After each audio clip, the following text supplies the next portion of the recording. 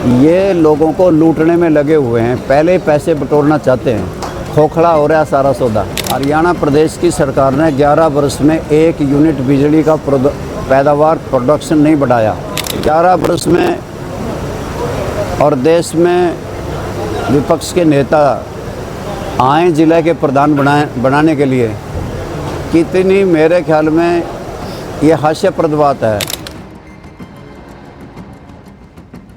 आज हम हमारे ज़िले की किसान सेल की पदाधिकारी और कार्यकारिणी की घोषणा करने जा रहे हैं।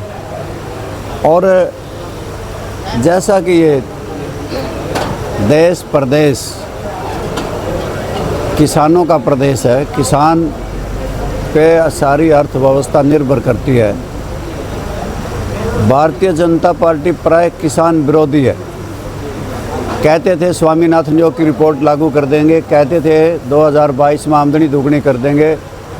ना तो स्वामीनाथन योग की रिपोर्ट लागू करी, ना किसान की आमदनी दोगुनी करी, बल्कि 3 काले कानून थोप दिए थे, जिसकी वजह से किसानों ने बहुत बड़ा आंदोलन किया। 750 जानें चली गई, 380 दिन तक दिल्ली में बैठे रहे, तब जाकर के वो कानून वापस हुए थे। खाद के, बीज के, कीटनाशक दवाओं के, पेट्रोल के, डीजल के दाम निरंतर बढ़ते चले गए, जिस महंगाई की वजह से आम आदमी त्रस्त हुआ, वहीं किसान दुखी हुआ। आज ना बिजली है, ना पानी है, हाहाकार मची हुई है।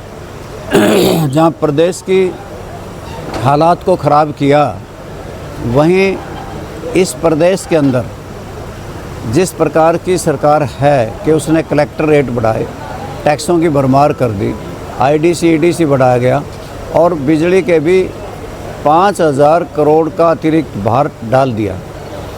और इसी प्रकार से किसान वर्ग दुखी है, पीड़ित है, क्योंकि उसे ना एमएसपी मिलता, ना उसकी आमदनी दोगुनी हुई, ना उस स्वामीनाथन योग की रिपोर्ट लागू हुई। सिटी के भी आवेदन निकले हुए हैं और युवाओं से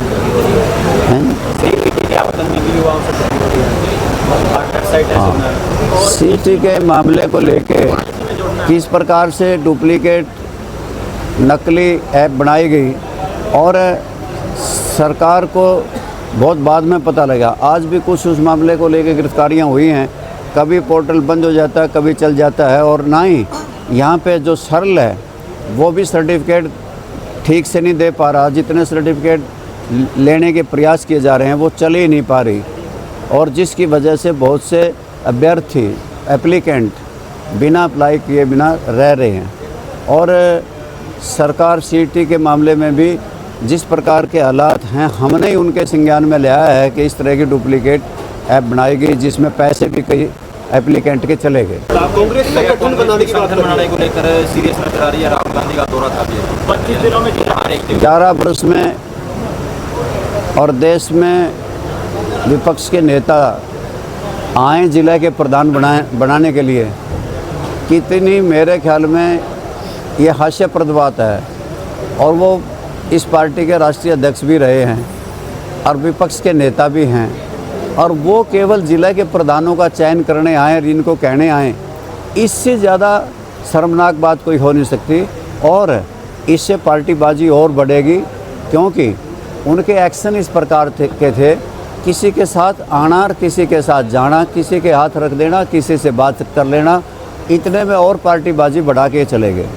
असिस्टेंट प्रोफेसरों की अभी परीक्षा हुई थी, उसको लेकर भी कहीं ना कहीं जो अभ्यर्थी हैं उन्होंने भी आरोप लगाए कि परीक्षा लीक हुई है। हिंदी के पेपर को लेकर के लीक होने की बात आई थी, और हमने भी मांग की है कि वो पेपर दोबारा से हो।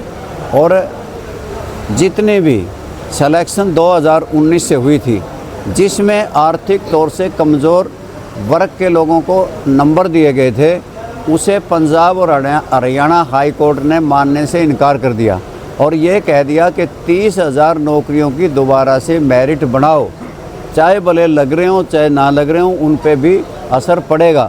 जो लगे हुए हैं 2019 से, उन पे भी असर पड़ेगा।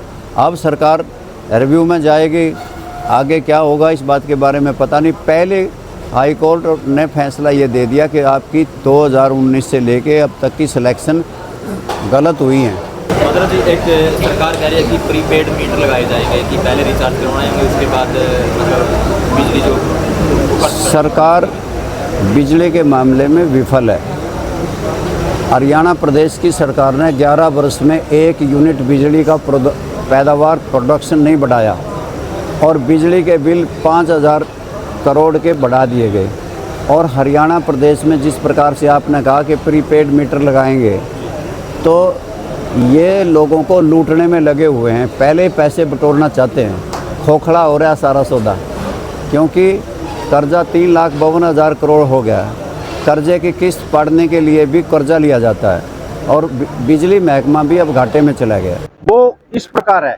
जिलाध्यक्ष शैलेंद्र प्रताप राणा, वरिष्ठ उपाध्यक्ष दशरथ सिंह मटोर, उपाध्यक्ष जसपाल सिंह टटियाना, उपाध्यक्ष करमवीर देवीगढ़, उपाध्यक्ष रणधीर सिंह मालखेड़ी, उपाध्यक्ष महेंद्र चेयरमैन पाबला, उपाध्यक्ष श्याम सिंह भागल, उपाध्यक्ष जोगिंदर सरपंच खेड़ी शेरखा, उपाध्यक्ष नरेंद्र सिंह पंच फरल, प्रधान महासचिव के पद पर हमारे ट्योंठा से बलबीर सिंह राणा, महासचिव रिज्जक सरपंच प्योदा, महासचिव बलराम सिंह शिमला, महासचिव मनोज पट्टी अभगान, महासचिव करतार सिंह बाड़ू, महासचिव बिरबल सिंह दशेरपुर, महासचिव बिट्टू ग्योंग, महासचिव बिट्टू मोहन मटोर, संगठन सचिव राज सिंह राजौंद, सचिव रणधीर सिंह देवबन, सचिव दर्शन सिंह चौसाड़ा, सचिव हुक्म सैनी वजीरखेड़ा, सचिव राम मेहर चीका वार्ड 2, सचिव